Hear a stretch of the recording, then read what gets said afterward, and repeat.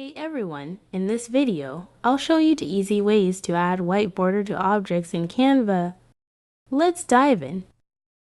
For example, let's use this image of a person.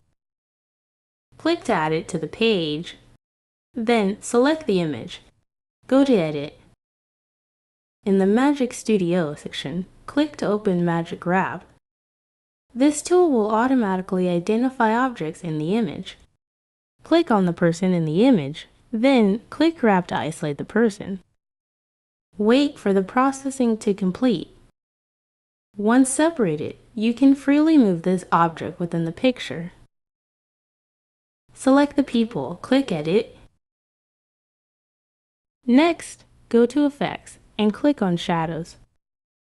For the first method, choose Outline.